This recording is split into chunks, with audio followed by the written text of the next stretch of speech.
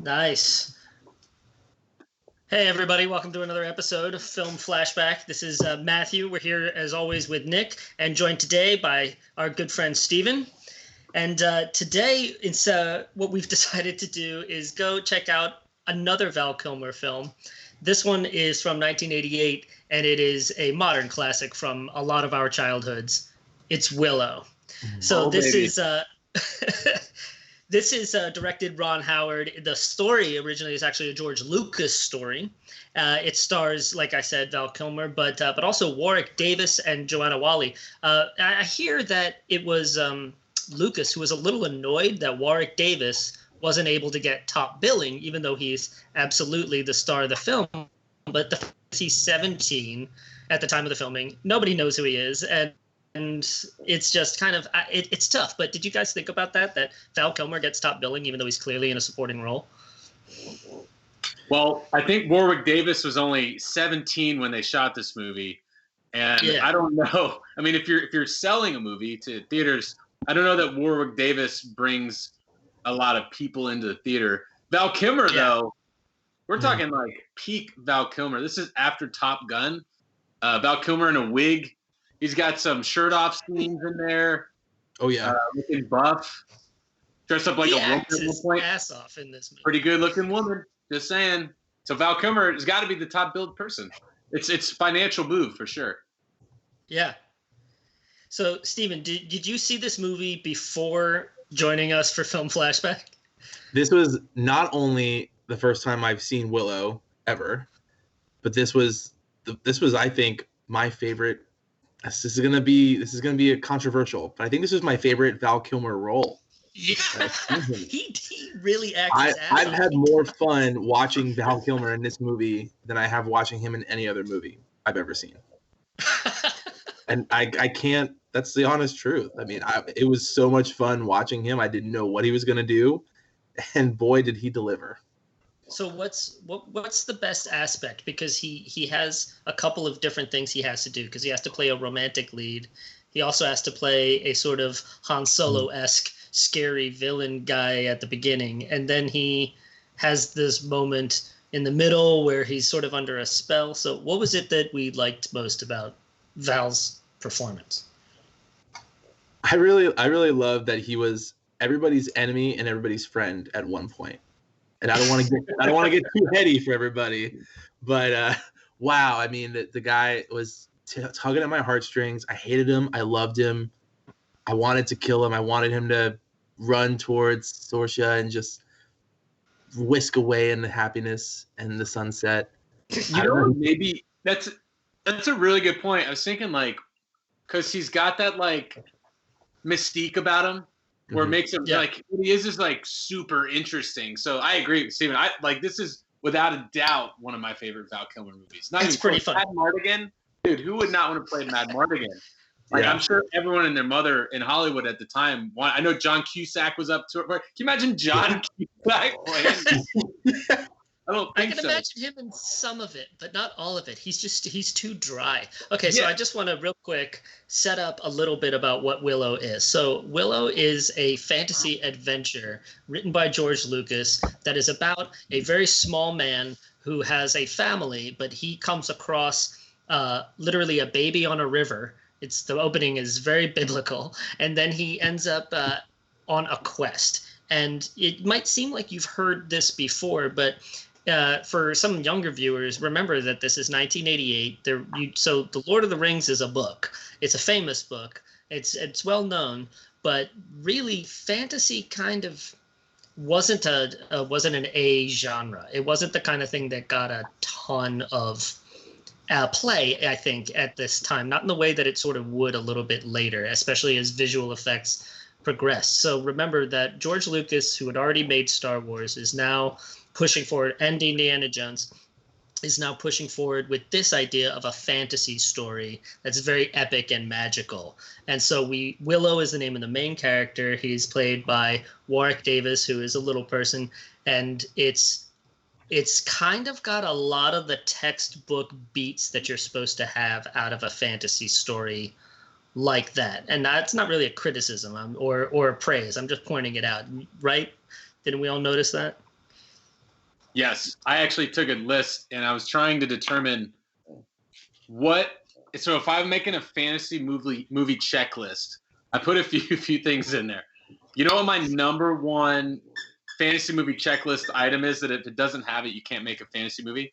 A fairy. Talking animals. Oh. Like anything else.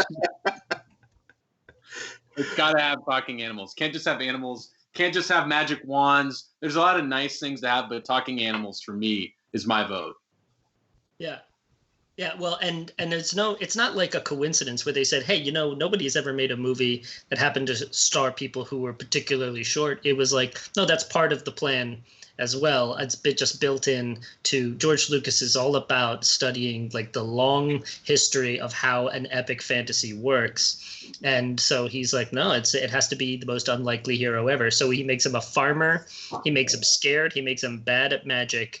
And he makes him physically short and says, no, that will be the one. And then it's like, well, of course, that's Frodo. You go, Right. yeah, but we're splitting hairs here, aren't we? And it's worth noting, too, that the little people, and obviously there were a lot, we made it very prevalent in the beginning of the movie. There was a lot of little people. But we find out in this movie that the little people were not the littlest people in this movie. That is, I actually had an issue with that because they spent so much time with the really small guys that are just the brownies for comic relief. Right. I was like, it takes a little wind out of the, he's the little guy in a big person's world. It was like, yeah, when he could like just flick one of those guys with his finger. Right. But I want to go back to something that you said because we very early in this film, we're in the village where Willow's from.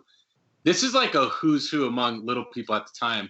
I saw where I guess Warwick Davis had been on record saying it was the largest ever casting call for little people at the time. I don't know if it's changed since then, but between 225 and 240 actors were hired for the film. Like we see there's R2, the guy who played R2D2 was in it. The Kenny guy from Baker. Like and the Gwildor from Masters of the Universe is in there. Tony Cox is in there. Tony Cox eventually he, in Bad Santa, Me, Myself, and Irene. But as a younger guy, he's in this movie too. Yeah. I would just imagine being an actor and so Peter Dinklage actually, ironically, I don't know what to say this, but he was the same age as Warwick Davis when this movie was shot.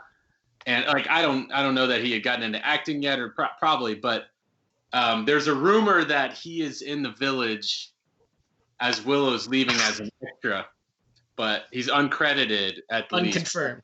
For my sources, IMDb. Yeah, he's just uncredited on IMDb. But how awesome were the brownies? Like, and that's a good point where I talk about. If we're talking about the brownies, we have to talk a little bit about the special effects in this movie. And even though it was 1988, which Steven, you probably were you even born in '88? No, but I just made the 80s baby classification because I was alive for 3 days of the 80s. I feel like that needs to be said. Congrats. I need to make sure we establish that. I can still. Welcome to the club. Yeah. Thank you very much. Good to be here. Just a few 80s babies on here talking about 80s movie. That's right. Yeah, no, you're correct, Nick, that it's like when you look at this movie and when we go back and we watch all these awesome older movies, film flashback style, we have to sometimes make sure that you consider exactly when it came, because if you think about this movie as a 90s movie, then you're looking at it a little wrong because the technology was growing as this was making. This was very innovative. And if you were to imagine it as a 60s movie, you'd be blown away because some of the stuff they did was impossible. The number one thing was the morphing, was the big push forward that Industrial Light and Magic, ILM, which is one of George Lucas's companies, started around Star Wars. They pushing through the notion of being able to take a bird and morph it into a goat or morph a person out of a tiger, out of a, it eventually, I remember when I was a kid, mostly morphing in the black and white music video from Michael Jackson, where the people are just keep turning and changing and they just morphing into each other. That's where I remember it from as a little boy, but it comes out of, they kind of invented it for Willow to do this trick so that they didn't have to do cheesy dissolves and cut away. Wow. Yeah. I saw too where does Lucas own THX? Yeah. THX. It's named after his student film from. Yes. So this was the first trailer ever released in THX, and evidently when they released the first trailer for this, it just every theater that I'd played in like destroyed all the speakers, and I'm imagining like you're this like small town theater. You're like, yeah, we pick up one movie a week. Hey, we got the new George Lucas Ron Howard movie. Val Kilmer's in it. Yeah, we're about to play the trailer this week. It's gonna be pretty awesome. And then speakers get blown out. Okay, so as I was watching this movie, my impressions were that like I was really enjoying it. I did. I think it's very fun. I think it's very silly. I sort of see why it didn't go on to become its own sort of franchise, even though that's a Lucas kind of thing to do. I know like it didn't make a huge splash at the box office because it seems a little too silly at certain points. But also for me, I was like, every moment I saw in the movie, I felt like I'd already seen that moment just in a different movie.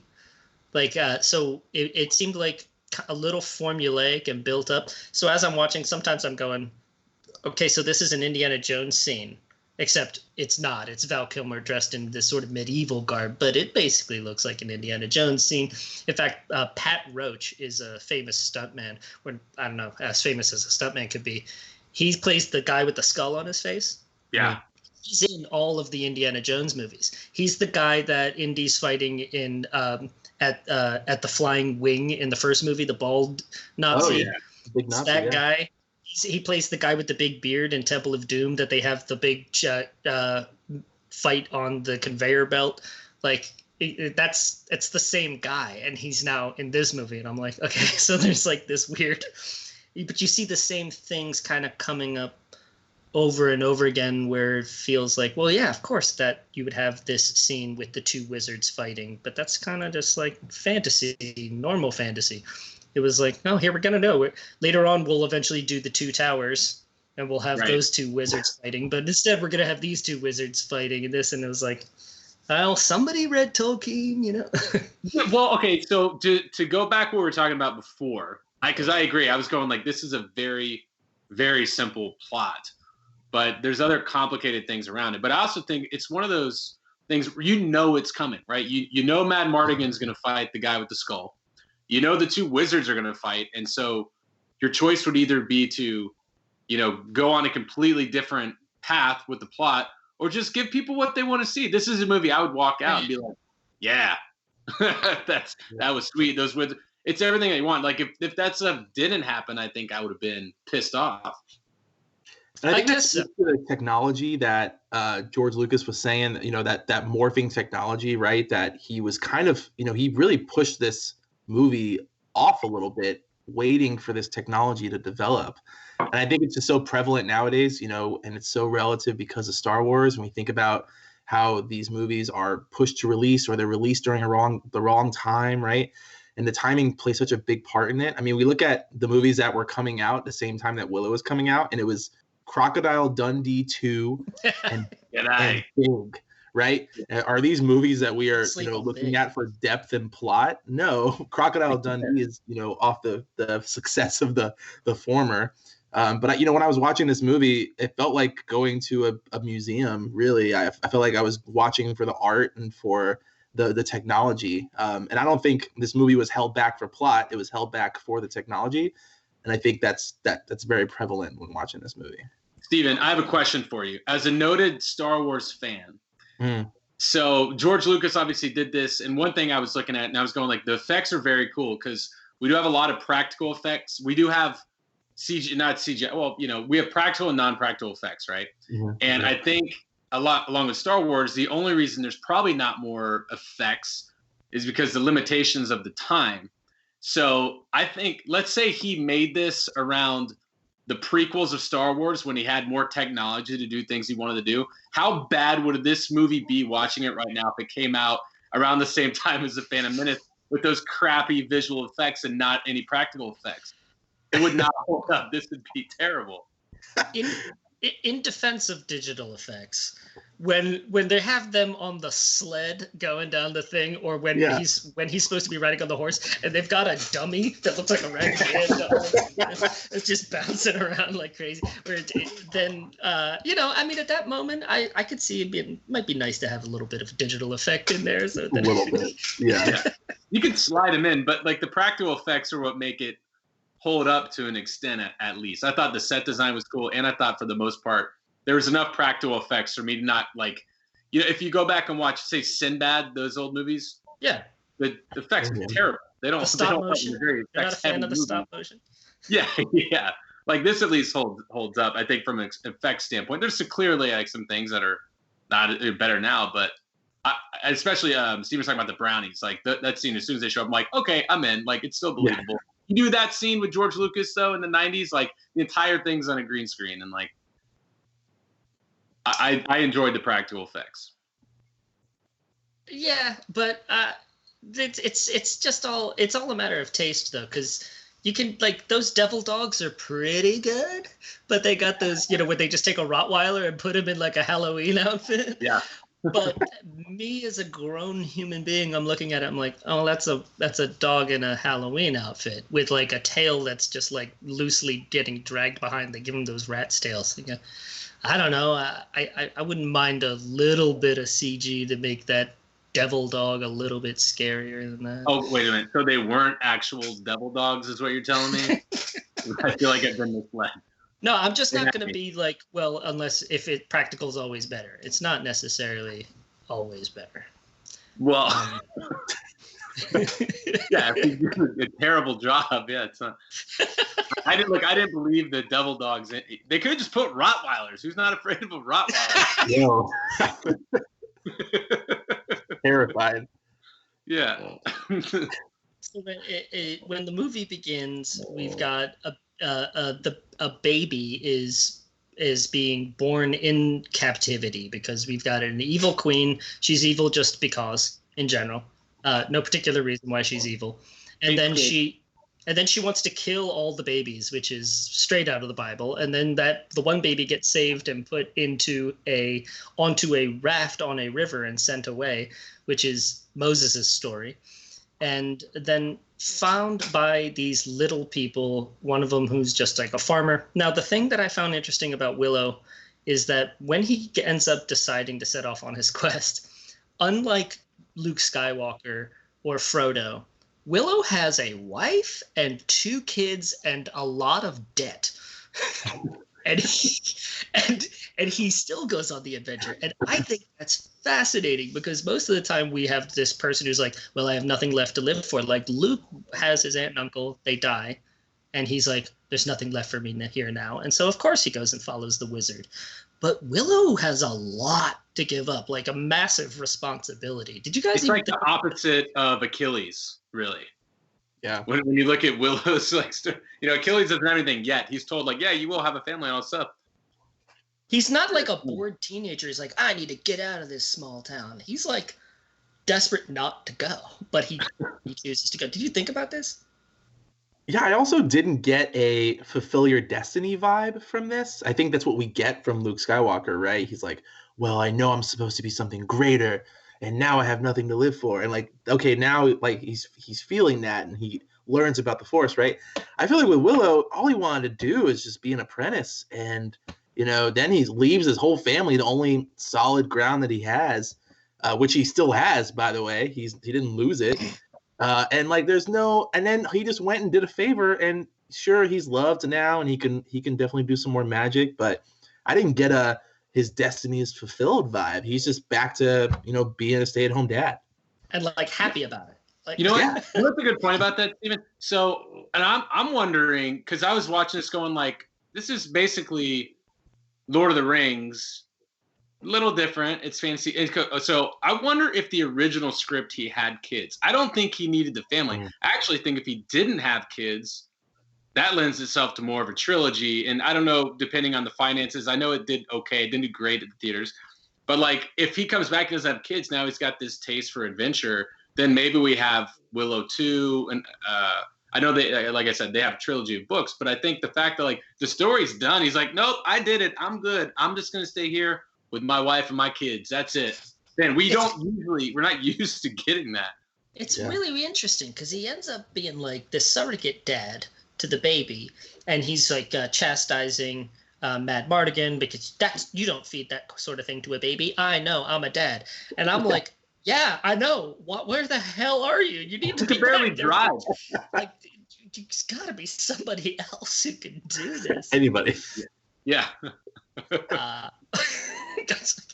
I just thought it was kind of fascinating because most of the time they don't bother. They give you every reason to let the main character just run off on their own. He meets many characters, but he meets characters that are literally things from old mythology. Everyone's heard of fairies before. Everyone's heard of trolls before.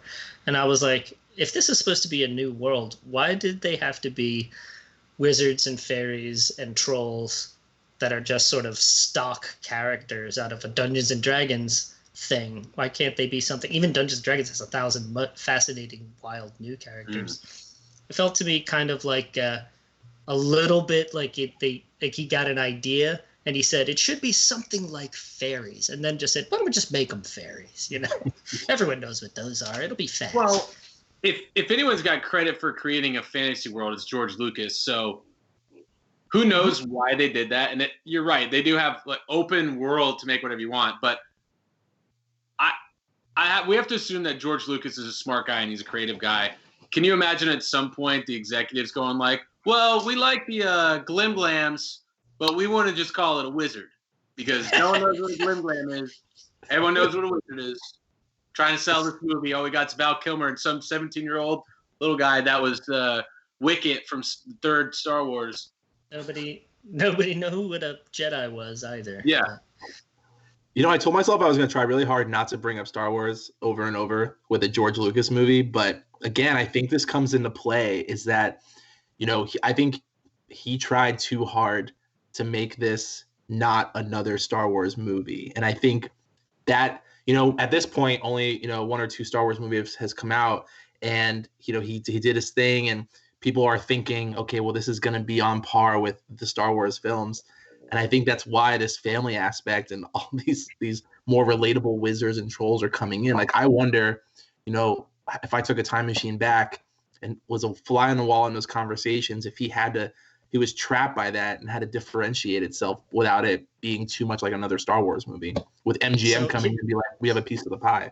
Mm-hmm. All 3 of them had come out as this is 88, and he has met Warwick Davis on Return of the Jedi, but it was I think if I was to guess, I would say he knew how hard it was to create a complete world from scratch. It was like, why don't we just make them trolls? Yeah. It's like, I don't want to have to think of everything. We'll just give them magic wands. Everyone knows what a magic wand is. I don't know. Okay. On an unrelated note, there's a Frenchie puppy snoring pretty close to the computer. So if audience hears any... Want to shut that devil dog up? That devil dog. He's pretty passed out from licking my foot for the past 20 minutes. I thought it was actually a very well-directed movie because, you know, I'm laughing about some of the things that are a little bit silly or a little bit derivative, but I was really impressed, especially as we got toward the end, that every single thing in it was set up really nicely. This is one of those things that is really annoying in certain fantasy movies where a certain kind of magic or a certain kind of, God machine moment happens where you're like, wait a minute, how did that, where did that come from? Everything in it was set up, and they did a really nice job of both Lucas and Howard making sure that the way that the story progresses through the third act in the battle scene is everything that happened before. It makes sense that Willow, being a farmer, would say, you know what we should do? We should dig holes and hide underneath them because that's a thing that a farmer deals with constantly. It all the way down to where he's doing the disappearing pig trick. And we're not really shocked when he uses some magic because we've seen him do a little bit with the wand earlier in the movie. Like everything that we needed to have been set up was set up. And I know it seems like a duh, that's how you make a movie thing, but it's so often not the case that I was really pleased that this movie was executed as well as it was. It was all very satisfying. And there was nothing in it that made me roll my eyes and go, oh, where the heck did that come from? The disappearing pig trick, I mean, I've obviously seen this before, but it got me when I go like, you bastard, Willow. That disappeared. No, I didn't think it was going to work. And he did it. That bastard, he did it. He got me. They brought it back, and yeah, I mean that's a well executed. Well, you also too when you think about things that are set up and paid off. One of the good determining factors of a movie that's not good, in my opinion, is when you set things up that aren't paid off or the payoff isn't good. And I don't know off the top of my head. I usually can catch them, but I don't know how many loose ends I found in the movie. I'm sure you could really pick it apart, but for the most part, like the main plot points they hit and the things they wanted you to know, they paid off later in the movie, which, I mean, Lucas is the best at it. I mean, Star Wars 1 is a total setup and payoff the entire movie, right up in the end of the third act. But I was looking for that, and it's such a, I don't know if the reappearing pig trick is a cop-out because it was set up, so I can't say it's cop-out. Was it the best? Did it make for the best ending after like a witch fight, wizard fight? Probably not. Well, we still need him as the hero to win the day. He needs to be the one who wins. And I think if he suddenly had like glowing eyes and was suddenly more powerful than her, I would have not liked that because I would say that's not set up. There's no reason for me to believe that he could possibly become the world's most powerful wizard. So for him to just claim he is and then do a simple trick and she spills her own potion on herself, because when she gets taken up by that lightning and like taken to the afterworld, he didn't do that. She had been setting the whole thing up and calling the lightning like she's Dr. Frankenstein, and then she spilled her own potion on herself because she was shocked to see that the baby was missing. So he basically, this is the only way Willow could be the hero. Because if he suddenly was super powerful, I wouldn't have bought it. And if he didn't win the day, then he wouldn't have been the hero. So I was like, yeah. I mean, what else would he do? Like stab her in the heart or something? I mean, hit her with a rock. There was a lot of shared fame here, I feel like, because, I think there's an argument that he was not the sole hero of this movie, right? I mean, that Finn Rizal, to be honest, she was a really big heroine here. And I'm not sure Willow would have been as successful if it wasn't for her. I don't think he has the Luke Skywalker, soul, I destroyed the Death Star, credit that we're looking for in a hero that saves the day here. That's a good point. And I still, all right, I'm going to go back to this because this movie they're is a blockbuster still. And we already know that Val Kilmer's name, and I haven't read this, but I'm just going to speculate that the same people that wanted Val Kilmer as top billed also saw the script and were like, I kind of think, Iceman should be the hero in this one. Maybe I know it's called Willow, but how much better would it be if Mad Mardigan, and that kind of, I feel like if they made this movie today, it'd be closer to the Star Wars arc. And I think we're separated enough from A New Hope. It's obviously still super popular, but that basic hero's journey, I think, first of all, the studio executives would say, we want 3 movies out of this. In the end, Clay, to your point, I think at the end, they would say, yes, he actually is the most powerful wizard. They would make some mix of Lord of the Rings and Harry Potter and all these things. And they're going like, all right, we're going to make 9 movies out of this thing. Let's go. Disney owns it, so would you be surprised if that happened at this point? Well, they're gonna. I think they're gonna do a series on Disney Plus. I think. Sure they were gonna. They weren't. It wasn't financially successful enough in the '80s for them to make more movies, but they were prepared to do it because that's what Lucas does. But they were. They might have. I think Val Kilmer's character, like we were saying before, he plays the best. He also has a massive kind of arc. They don't really explain exactly why he's so nasty and a criminal, but he's supposed to be a rogue. Other knights don't like him. Like what the one traveler says, he's locked in that cage for a reason. He's been given a horrifying starvation death sentence, so he did something. But he manages to come around caring for the baby. He cares for Willow, and he legitimately falls in love. And he is like totally sacrificing himself and fighting by the end. Like he has this gigantic, change. And I read that he was supposed to have more backstory, but it didn't end up in the final version.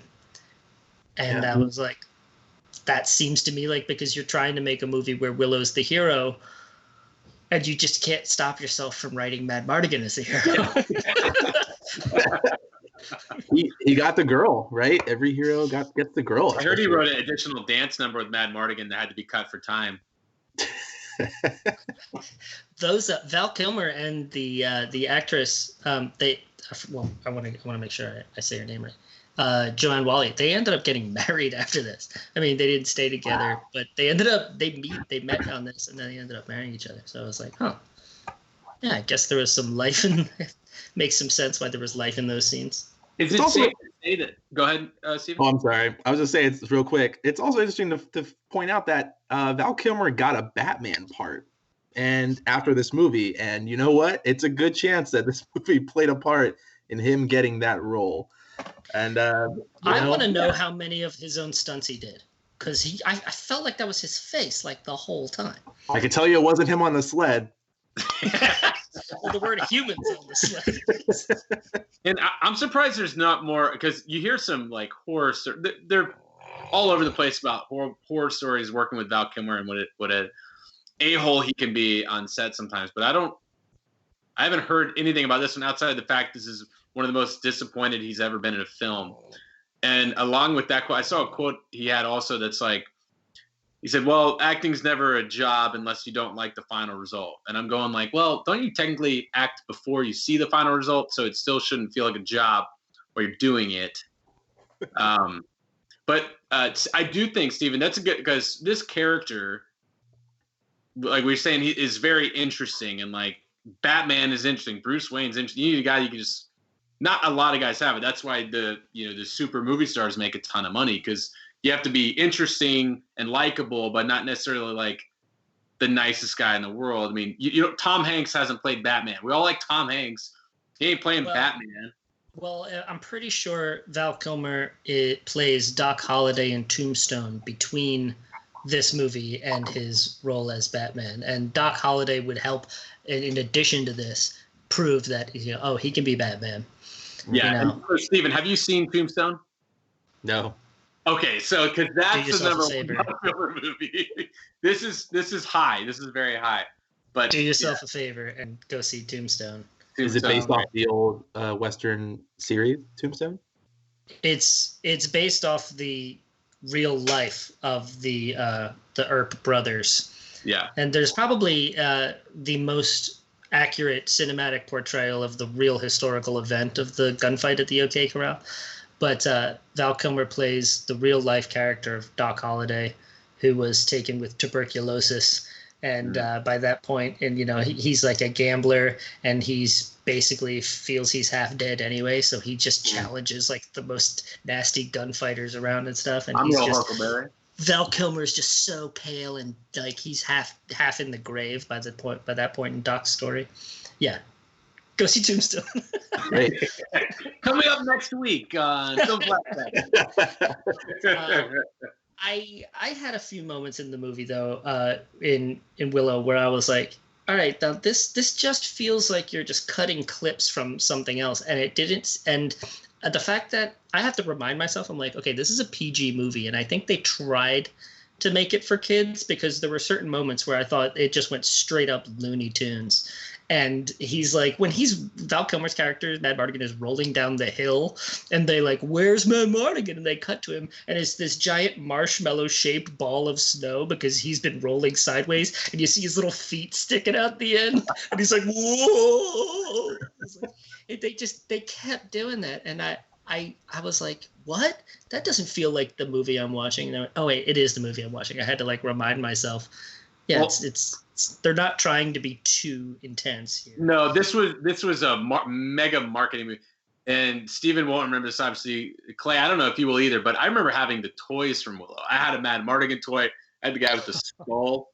So if a movie comes out with toys, there's a clear audience. Like, and I ate the trash, baby. I took it, real man. All the Willow toys. Except Willow. I don't think I actually had Willow, to your point, because, I had Mad Mardigan. Everyone wanted to be Mad Mardigan. Dang. There you go. Another thing I remember watching this as a kid and thinking, one, this is the longest movie of all time. But it's good. And I remember thinking, like, how old everyone looked to me. And so I'm watching it now, and I'm going, I see Warwick Davis, and I'm like, he looks like a little kid. And so that's when I looked up. I was like, he was 17 when they shot this. And I'm like, oh, wait, actually, everyone's my age. Now, besides like the wizards, everyone else is like my age or younger. I'm like, oh, okay. I passed my Willow peak. So is this a young adult movie, would you say? Is this a movie for young adults? I'll tell you why I asked that, because everybody that I told that I was watching this movie had already seen it, and they had watched it when they were kids. They're my age. And they said it wrecked them. They said when they were a kid, they saw this movie and they had seen things they had never seen before, and they were sad, and it was violent for them. So, like, I don't know, would you show your kids this movie? I mean, maybe now is the wrong time to ask that, because now it's, kids' movies are showing a lot more, but at that time, do you think this would be a kid's film? So it had toys, what's right? The scariest stuff in it? So we've got a guy in a skull mask on real horses. We've got those dogs are, again, as an adult, they don't look wild to me, but they look. Clay still has nightmares of the demon dogs. But and they're specifically there to like eat a baby. And they say as much, and it's like, huh. And we talked as we were texting while we were watching the movie, we were talking about some of the deaths in the last scene. We're like, hey, it's a pretty good death for a PG scene. Not a ton of blood, but like this guy got impaled like 4 times, and they like when Val Kilmer's character grabs him by the shoulders and he slowly pulls him onto the big sword, just like, and there's like this crunching sound effect, like. Yeah, so that's a good point. Would you show you? So there's 2 scenes specifically that I go like, might not be PG right now. One is the guy getting pulled down the serrated edge sword to his death, which was great, and I was like, for PG movie, this is great. And probably the other part that I don't know that might have scared me as a kid was when they all turn into pigs. Like this, the effects of that could be. I was like, it's very good. It looks awesome. If I was a little kid. Which I think I was 5 or 6 when this came out. So, like, I think I was probably okay with that. Maybe not. I might not have been. I don't know. There's the one guy who's half a pig. So he's, like, looking down at his pig bottom half and in horror, like, ah, ah, ah. It was like a battlefield scene. It was like Saving Private Ryan. He's like, ah, ah. It's like, this totally, yeah. That was pretty nasty. It was like, so that was really like interesting sequence, because I'm sitting there watching it, and I felt like they ran through all the old Universal horror movies in like 2 minutes. It was like, okay, suddenly it's the Wolfman, and then you see the witch with her clothes off, and she's wrapped in like all those bandages, and I'm like, oh, it's the Mummy now, and then she starts like screaming up to the sky for the lightning, and I'm like, oh, well, now it's Frankenstein. it's like boom, boom, boom, boom. Yeah, that's his executives going like, good. Yes. Give them what they want. Good. We're making million Willow movies. And Mad Mardigan starts running up the stairs of the castle, and he just starts grabbing faceless soldiers and throwing them over. I'm like, oh, now it's Monty Python the Holy Grail. Oh, this movie's everything. You know what I thought was funny, but probably wasn't supposed to be, and maybe it's because this effect wasn't finalized yet, is that anytime an arrow was shot or something was thrown at somebody, I guess they didn't master the effect of seeing the arrow hit the person. All we saw was we cut to them and the arrow's already in them, right? So we see it shot and then we see it. I'm like, wait, I haven't seen an arrow actually hit anybody. I'm just hearing the noise and seeing it already hit. And it just became a comedy piece for me. And maybe it's because we've already seen this effect and we've seen much more, but I laughed every time I heard an effect. And the poor Foley guy on this movie, I mean, he had to come up with tons of different sounds to make up for not actually seeing an arrow hit. I mean, Foley guy made liberal use of the swishes. Every time someone moved the sword, it was awesome.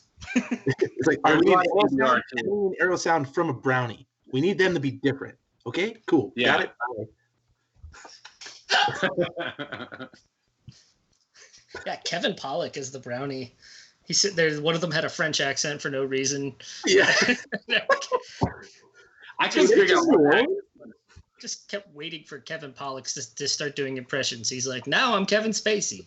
Now I'm Christopher Walken. I think probably my favorite scene is the chase scene on the wagon when Val Kilmer's still dressed as the woman. Mm-hmm. And there's a lot of incredible stunt work in that scene, and they lose the one wheel, then they lose the other wheel. Willow, who is clearly a farmer and doesn't understand anything about anything, is trying to get him to like stop the wagon, which is insane, but makes sense as part of it.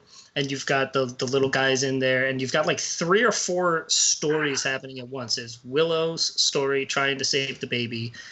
There's Mad Mardigan's story trying to fight off all of the attackers. There's the 2 brownies who are trying to save each other from falling off the wagon and try to help out at the same time.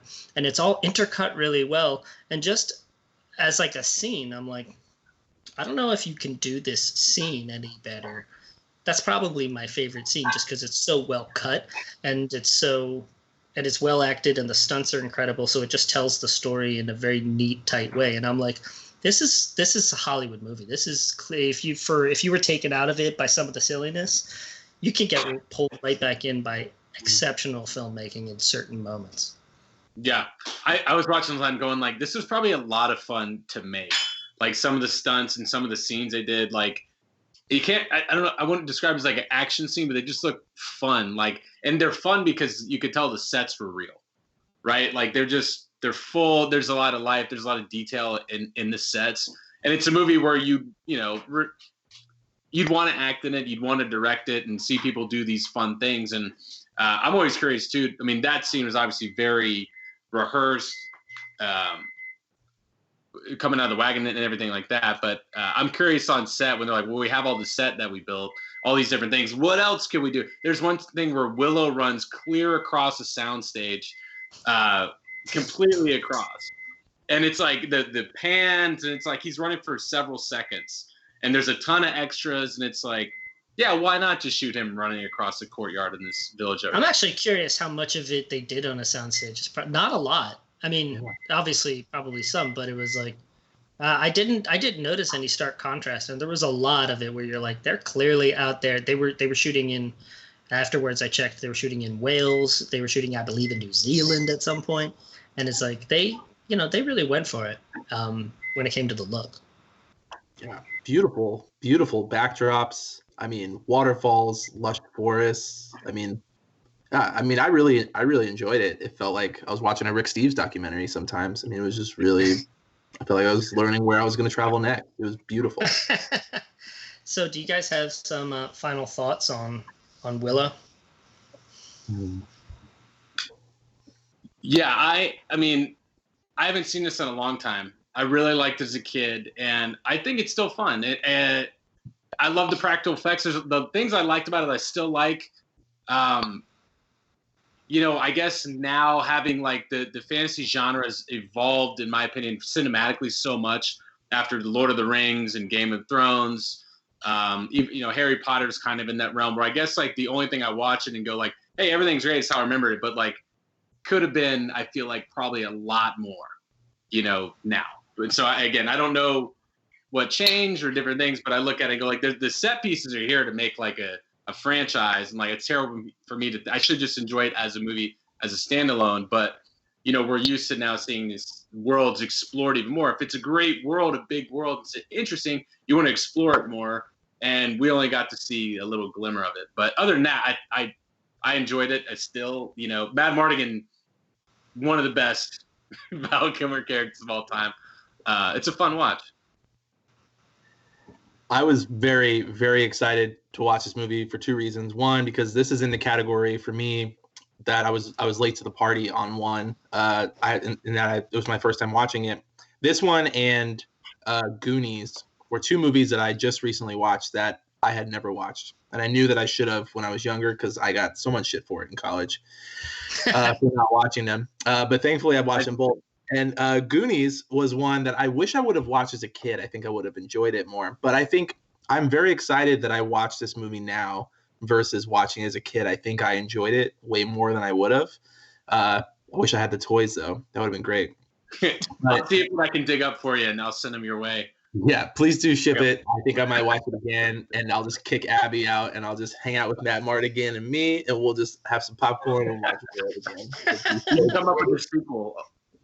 Yeah, but it was fun, and I thought it was really, really great to watch, and I thought, you know what, I would definitely watch it again. I'm very interested in the series if it does happen and when it does happen. But I think it's most certainly worth a watch without a doubt. Yeah, I'd have to agree. The more I think about it, I mean, I think I probably would watch this with my nieces and nephews. I would just probably, I mean, I guess I would wait until they could get interested enough to watch a 2-hour movie. Like you were saying, Nick, when you watch it, like, man, longest movie ever. Because by the age when they're cool to sit down and really watch a movie for this long, then they will probably be old enough to deal with some of the darker stuff in it. Because this is a ton of fun. I kind of wish that I don't think I saw it as a kid. I kind of wish I did. I probably would have enjoyed some of the getting lost in the fantasy just a little bit more. But overall, I really liked it. So, ladies and gentlemen, thank you for joining us. We're going to come back in a couple of days from now, and we're going to be doing another film flashback. This time we're revisiting GoldenEye. So join us in 2 days. The movie, not the game.